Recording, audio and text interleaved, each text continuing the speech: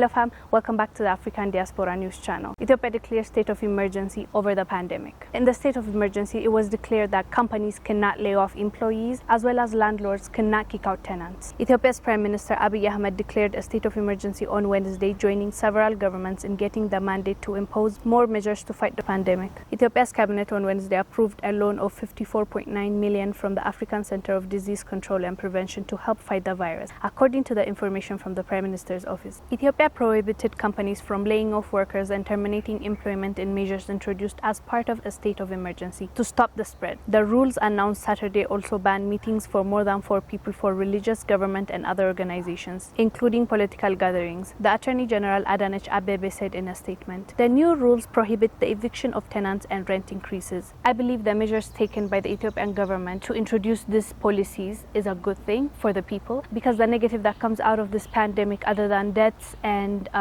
people being sick, is people losing their jobs, being laid off, being thrown out of their houses because they can't pay rent, not being able to pay the loan that they have taken." So the fact that the Ethiopian government included this in their policy when they declared the state of emergency, saying that people cannot kick out, landlords cannot kick out tenants out of their house or increase rent. That's a really big thing. If people are not going out to make money, if they don't have any money saved, they don't have the means to pay for their landlords. And because they did that, they've reduced the kind of headache people might have faced because of that, you know. And the other thing is companies cannot lay off employees until this state of emergency is over, until this pandemic is over, which is also a great thing, because if companies are laying off employees left and right, people will suffer. They can't come home and provide for their family and feed their family. That would have been really chaotic, and not every government is doing that. So the fact that Ethiopian government, an African nation, declaring this in the state of emergency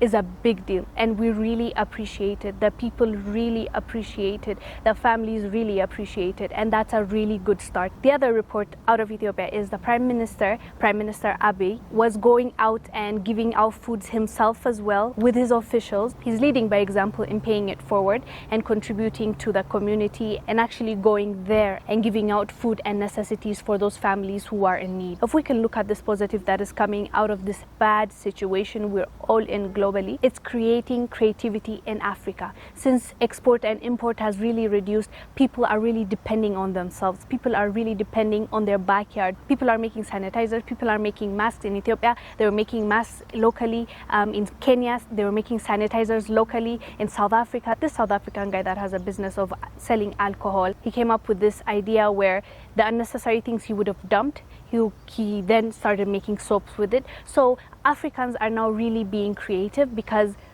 we're really not left with options, because most of the things we import, rice we import, even cotton we import, sugar we import. Like, it's not like we don't have the resources, but we import because somebody's benefiting out of it. Now that that's not really possible in that extent, people are waking up, people are thinking, I can actually do this and then make money at the same time, help my community, help my country. So that is really opening our eyes and letting the creativity flow, which we're really liking. Out of this negative, at least this positive is coming out, because you see, like, depending on those nations really didn't help us. It actually really hurt us, because we're not really making things here. It costs more to import things when you can actually make them in your backyard or in the land that you own freely. Labor will be cheaper. You won't be paying for shipment. Since you don't have all that added cost, it's going to be cheaper, and you can rely on it because it's in your own country, and also you're benefiting the employees. You're paying for their salary, as opposed to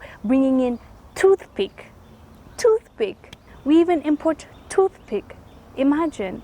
So all these unnecessary things can be avoided, and all those unnecessary costs can be reduced if we start producing things here in our own land, and we can benefit our people, our community, as well as benefit out of it financially, economically. So just wanted to mention this positive thing came out of this chaos, which is the African youth waking up and doing something of our own. As always, we would love to hear your thoughts. Please let us know down below in the comment section. I am Wongel Zelalem, bringing you the support. I will see you on the next one.